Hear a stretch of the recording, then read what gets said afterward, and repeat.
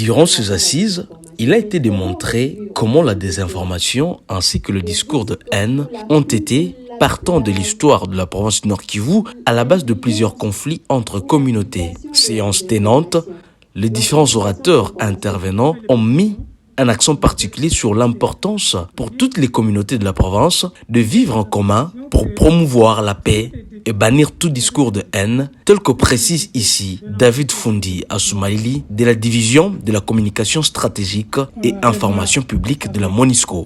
Alors, nous avons constaté, et comme vous êtes là, et comme on constatait aussi les orateurs, que dans cet espace, donc dans la province du Nord Kivu, et il y a réellement l'existence des discours de haine, la désinformation. Et comme vous avez suivi, quand le discours de haine est là, il devient mauvais, c'est quand il incite à la haine. Ça veut dire engendrer des manifestations des autorités contre les autres tribus. Et la désinformation, c'est le fait carrément de prendre une bonne information et puis de l'abîmer et pour chercher à créer des troubles parmi les communautés. Et voilà pourquoi et on a organisé cette activité. Et puis vous avez reconnu avec les orateurs, nous avons appelé les orateurs locaux, donc des natifs d'ici, et des professeurs d'université, des activités des droits de l'homme qui ont développé le sujet. Et tout le monde a reconnu que ça existait. Et alors, et puis on est parvenu jusqu'à avoir des recommandations pour lutter contre ce phénomène dans l'espace du Nord Kivu. Pensez-vous que vous aurez peut-être un très bon résultat surtout dans cette période de guerre? Oui, nous pensons qu'on aura de très bons résultats parce que vous avez suivi Maître Fatak spécialement, qui lui nous a retracé l'historique. Et puis avant, il disait que c'était le havre de paix qu'on a connu depuis très longtemps, mais à un certain moment, ce discours a commencé parce que voilà, il y a des communautés, n'est-ce pas, qui ne voulaient vraiment plus se vivre en commun et puis ça a engendré des guerres. Alors vous avez aussi suivi qu'ils ont créé des mécanismes locaux qu'on appelle par exemple les barrages arrosés et justement qui luttent contre ces phénomènes et qui veut inclure tout le monde. Et c'est un espace où les gens se parlent franchement et pour éviter que cela ne puisse être exacerbé. Et nous pensons que avec ces genres d'ateliers, on a eu tout le monde, on a eu les associations et différentes associations qui sont venus participer. Nous espérons qu'à l'issue de ces grands ateliers et les gens qui sont là, qui vont aller faire la restitution auprès de leurs bases respectives, je pense qu'avec l'effet d'amplification, vous avez suivi qu'il y avait des artistes qui ont participé avec le même contenu et puis à la fin, ils invitaient toujours vivre en commun.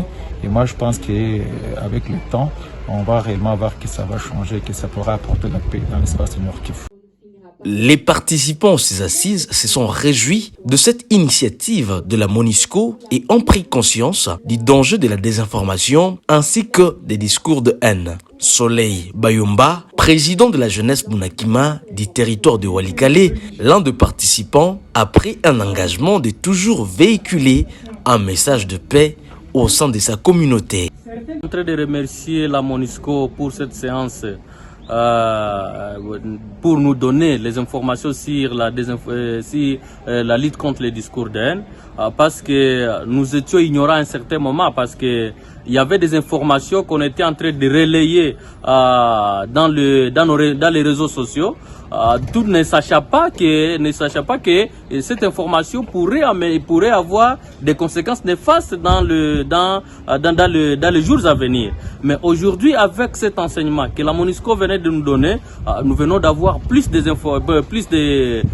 informations qu'il ne faut pas relayer un message que vous ne connaissez pas normalement. Quelle est l'intention de ces messages? Parce que nous venons d'apprendre que tout discours de haine dépend de l'intention du message qui a été donné. Mais aujourd'hui, nous connaissons déjà qu'il ne faudrait pas relayer n'importe quel message dans les groupes des réseaux sociaux, voire même dans nos quartiers ou voire dans nos avenues, parce que nous ne connaissons pas l'intention de ce message qui a été donné.